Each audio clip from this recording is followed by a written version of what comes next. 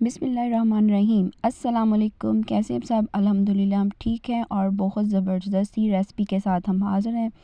आज बनाया है ज़बरदस्त सा टिक्का पिज़्ज़ा जो कि बच्चों की फरमाइश पे बना है और बच्चे माशाल्लाह से बहुत ज़्यादा खुश हुए खा के, तो मैंने सोचा आपके साथ भी ये शेयर कर लें। बहुत ही ज़बरदस्त माशाल्लाह से आप इसकी चीज़ की लेयर्स देखें, अल्हम्दुलिल्लाह बहुत ही खाने में टेस्टी और बहुत ही ज़बरदस्त और बहुत ही झटपट। आप बिल्कुल घर की साफ़ सुथरी चीज़ों से आप पिज़्ज़ा घर पे बच्चों को बना के खिलाएं। बहुत ही मज़ा आया और सफ़ीउल्लाह ने थम्स अप किया है कि बहुत मज़े का बना है। अभी थोड़ा गर्म है और सफ़ीउल्लाह अभी पिज़्ज़े की कटिंग में मसरूफ़ है कि मामा के साथ मैं भी पिज़्ज़ा जोन से वो काट कर लीजिए। सफ़ीउल्लाह ने भी अपना हिस्सा डाल दिया कि वो भी मामा के साथ हेल्प करवा रहा है। और अब आ गई है टेस्टिंग की बारी। तो अभी थोड़ा गर्म है तो इसीलिए सफ़ीउल्लाह से पकड़ा नहीं जा रहा, तो आप ज़रूर ट्राई कीजिएगा, इंशाल्लाह आपको भी बहुत पसंद आएगा। और सबसे पहले हमने डो के लिए मैदा लेना है, चिली सॉस है, टिक्का मसाला हमारे पास, चिकन है, चिली फ्लेक्स हैं और पानी में हमने गरम यूज़ करना है। चीनी है, नमक है, ईस्ट है और अदरक लहसुन का पेस्ट है।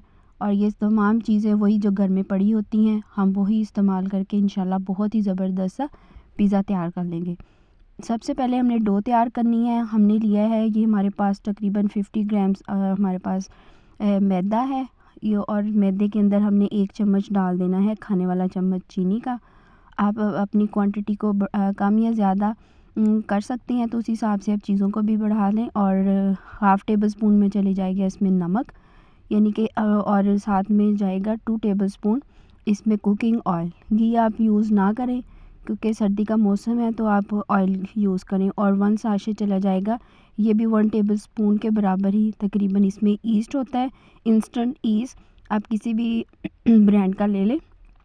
तो उसको साथ ही हम डालेंगे इसमें फुल गर्म पानी आपने लेना है, तेज़ गर्म पानी इसमें डालना है ताकि हमारा जो डो है अच्छे से राइस हो जाए। क्योंकि सर्दी का मौसम है इसीलिए हम इसको नीम गर्म पानी से नहीं, ज़्यादा गर्म पानी से इसको गूँधेंगे। डो हमारी अच्छे से हमने हाथ की मदद से, जैसे हम आटा गूँधते हैं इसी तरह से हमने डो को अच्छे से हमने इस तरह से गूँध लेना है। इतना गूँधना है कि ये अच्छे से इसमें जो ईस्ट वगैरह है, चीनी और नमक वगैरह सारी चीज़ें मिक्स हो जाए। अब हम इसको स्टे देंगे, तकरीबन हमने इसको 1 घंटे के लिए स्टे देना ताकि अच्छे से ये राइस हो जाए। और हम किसी गर्म जगह पे रखेंगे, तो मैंने कवर करके इसको माइक्रोवेव में रख दिया। मोज़रेला चीज़ ले लें या पिज़्ज़ा चीज़ ले लें जिसमें दोनों मिक्स होती हैं, मोज़रेला और चेडर, जो भी आपको फ्लेवर पसंद है। बोनलेस चिकन है, चिकन क्यूब्स मैंने बना लिए हैं। उसमें टिक्का मसाला, थोड़ा सा उसमें गरम मसाला, काली मिर्च, नमक और अदरक का पाउडर और लहसुन पे इसके डाला है। 1 टेबल स्पून इसमें चला जाएगा सिरका, और 1 टेबल स्पून सिरका चला जाएगा। 1 टेबल स्पून इसमें जाएगी सोया सॉस, और सोया सॉस के साथ हम डाल देंगे इसमें टेबल स्पून इसमें चली जाएगी चिली सॉस या हॉट सॉस, जो भी आपको फ्लेवर आपने जिस तरह का भी इसको देना। क्योंकि मैं थोड़ा सा स्पाइसी बना रही हूँ क्योंकि मौसम के हिसाब से, और बच्चों ने थोड़ा सा स्पाइसी खाना है और छोटू के लिए मैं थोड़ा सा लाइट रख लूँगी। और वाइट सॉस के लिए हमें क्रीम चाहिए, मायोनीज़ चाहिए, मैदा चाहिए हमें 2 टेबल स्पून, और 1 टेबल स्पून हमारे पास मक्खन है, और फुल क्रीम मिल्क हमने लेना है, यानी कि फ़्रेश क्रीम जो दूध के ऊपर मलाई है वो भी हमने इसमें डाल देनी है। मक्खन को हम जस्ट हल्का सा हमने बस मेल्ट करना है, इसको गर्म नहीं करना। जब मक्खन हमारा मेल्ट हो जाए तो इसी के साथ हमने मैदे का जो हमने 2 टेबल स्पून लिए हैं वो उसको हमने अच्छी तरह से इसको बिल्कुल लो फ्लेम पे हमने इसको भूनना है ताकि हमारी जो मैदा है वो अच्छे से भुन भी जाए। और साथ ही 1 कप हमने इसमें मलाई वाला दूध डाल देना है, और 3 से 4 टेबल स्पून हमने इसमें डाल देनी है क्रीम।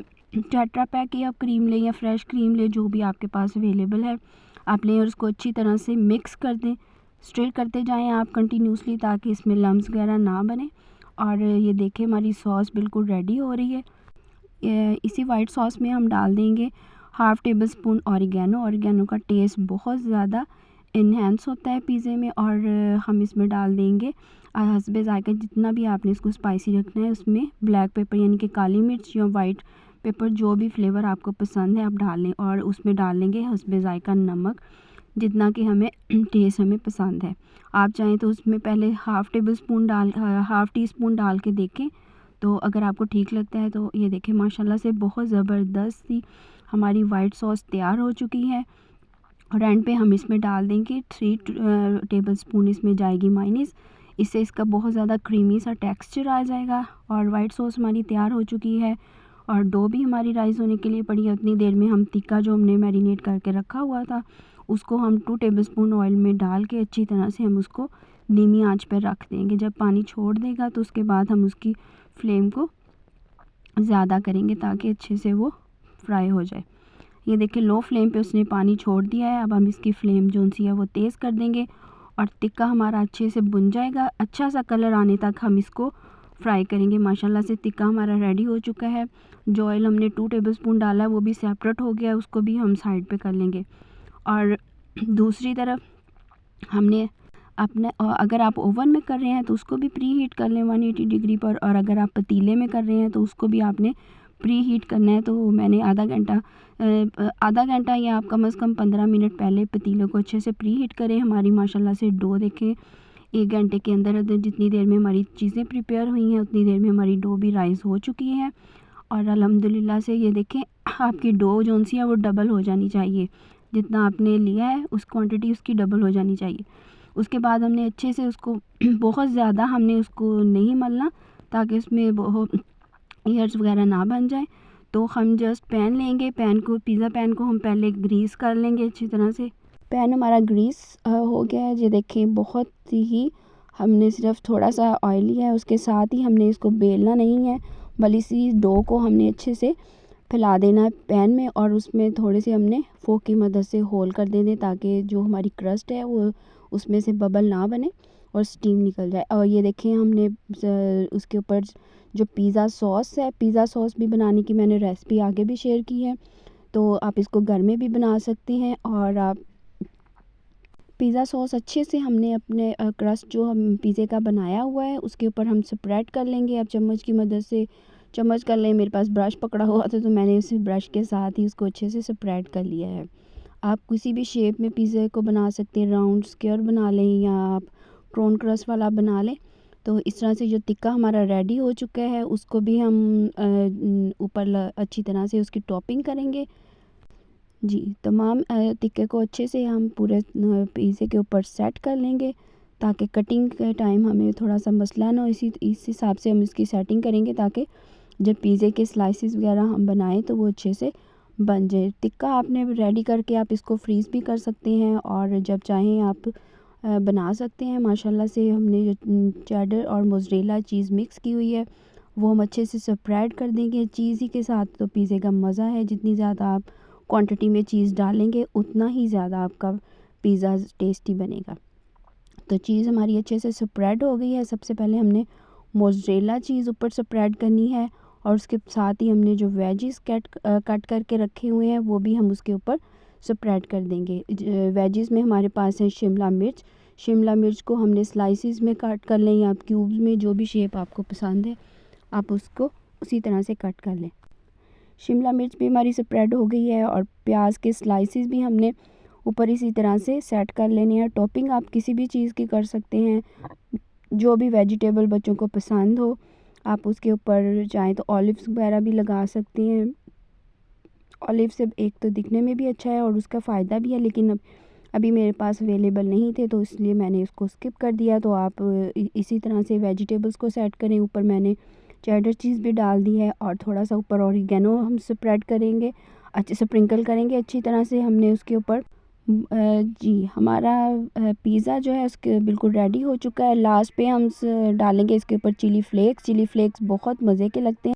جی پیزا ہمارا بالکل ریڈی ہو گیا ہے اور ہم اب اس کو جو پری ہیٹ کیا ہوا پتیلا ہے اس پہ ہم ڈالیں گے بڑی احتیاط کے ساتھ تاکہ ہاتھ وغیرہ نہ جل جائیں. تو اس طرح سے ہم نے اسٹینڈ رکھا ہوا ہے اوپر, تو اس کے اوپر ہم نے یہ پیزا جو پین ہے وہ رکھ دیا ہے اور ہم کور کر دیں گے اور اس کے اوپر تھوڑا سا کچھ باری چیز لگا دیں. بیچ پہ ہم چیک کر لیں گے 15 منٹ بعد. ماشاءاللہ سے پیزا ہمارا بالکل ریڈی ہو رہا ہے. ہلکا سا ہم کلر اس کو اور دیں گے اور سائڈیں آپ چیک کریں ماشاءاللہ سے کیسے اس نے پیزے کی ڈو جو سی آپ نائف کی مدد سے دیکھیں وہ سائڈیں چھوڑ دیں تو آپ کا پیزا ریڈی ہے۔ ماشاءاللہ سے پیزا ہمارا بالکل ریڈی ہو گیا ہے، اور جو ہم نے بچ گئی ہے مٹیریل اس کا ہم ایک اور پیزا بنا لیں گے۔